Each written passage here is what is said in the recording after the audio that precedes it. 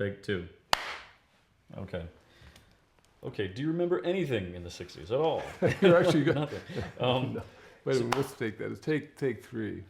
Okay, oh, Go ahead. Charles has to sneak through. I have to interrupt you.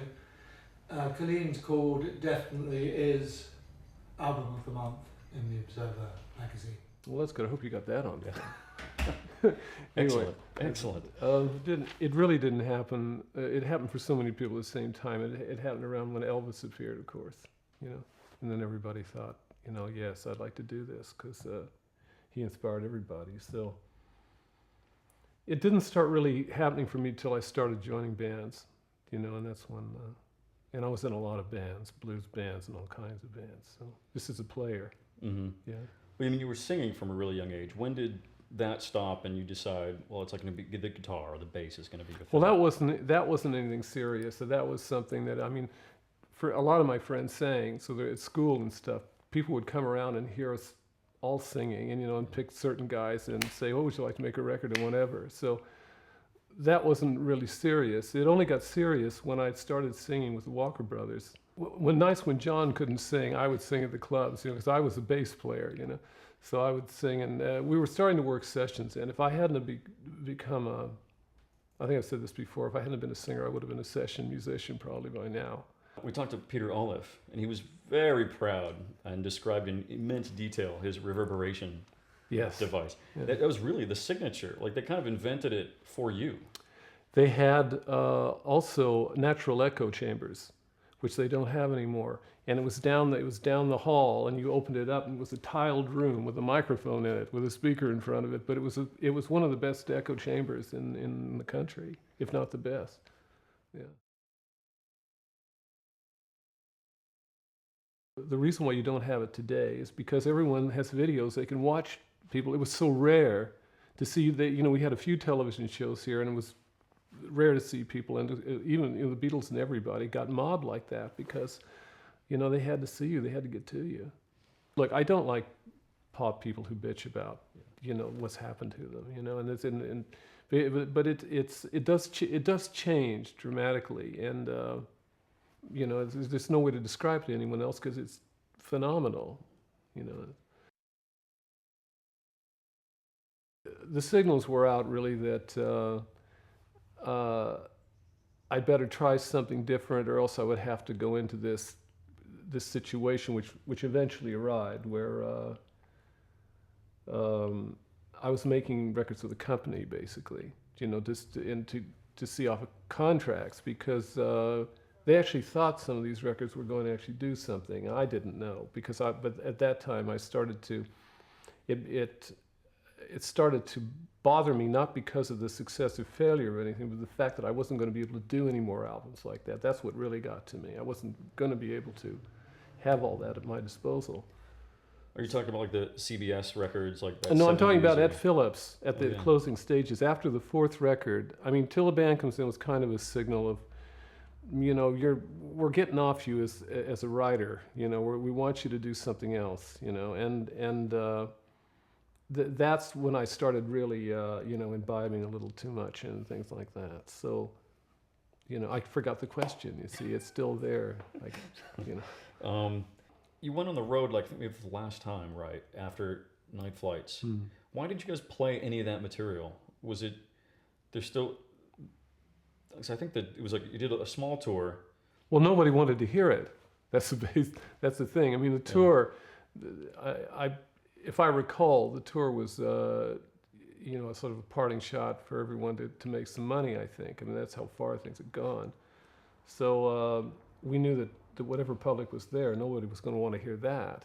It's amazing. You'd think with tracks like that, that you hear, God, that would sound kind of amazing on stage. It wouldn't be too hard to play, just to give them that last shot, to say, look what we've done. Well, it would be kind of hard to play because that's the first time I started experimenting with the real organ.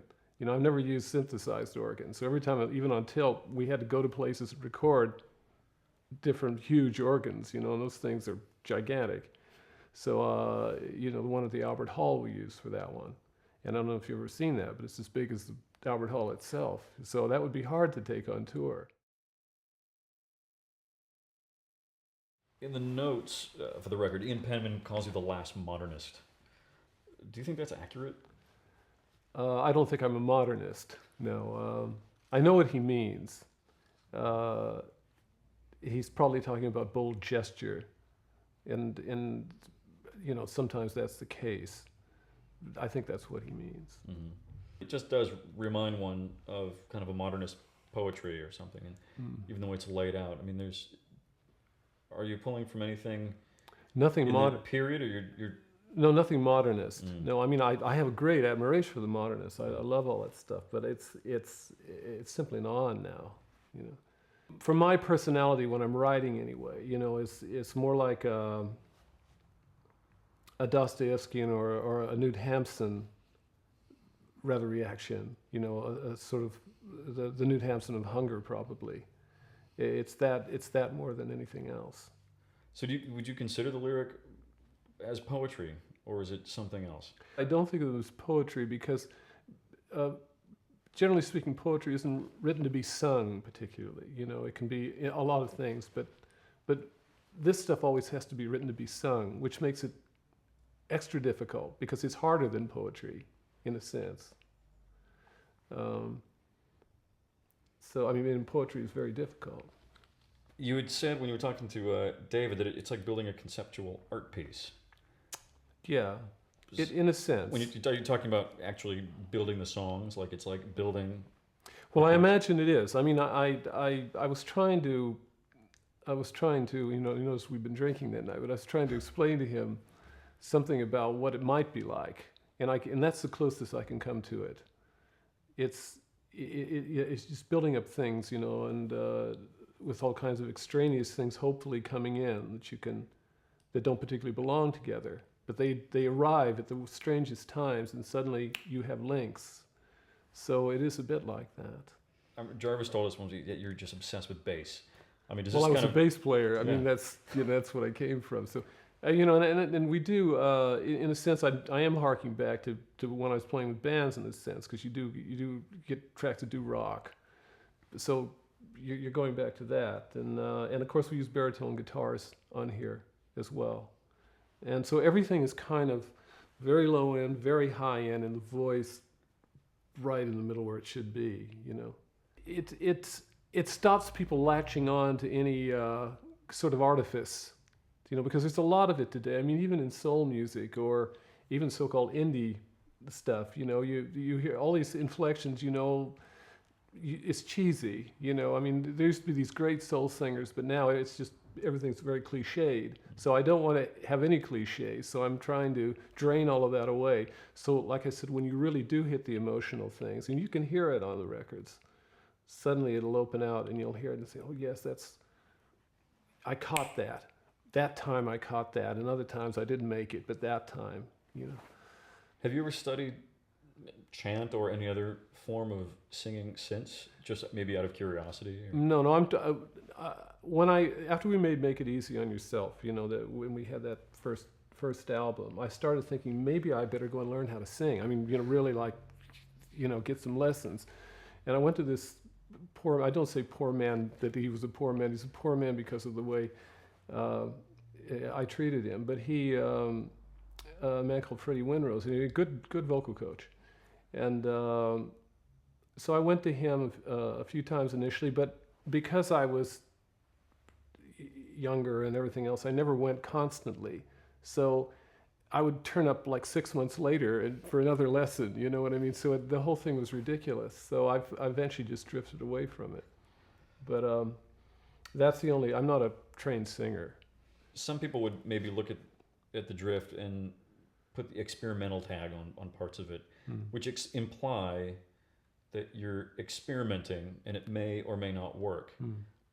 Is that the case, or no? Are They these shouldn't very do. planned? No, they shouldn't do because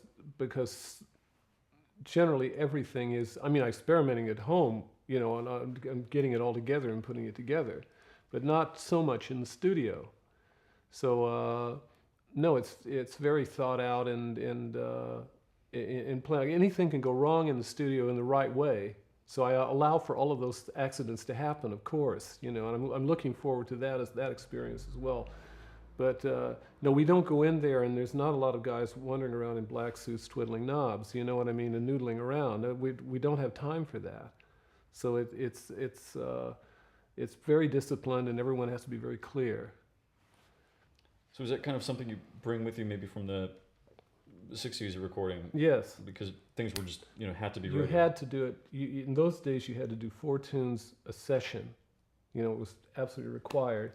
And so you take that discipline with you. You have to think on your feet. I'm very glad I had that, You can't make every record like that, but it does give you that discipline in the studio where you think, oh, well, now's enough. We've done enough noodling now. We've really got to get the idea here.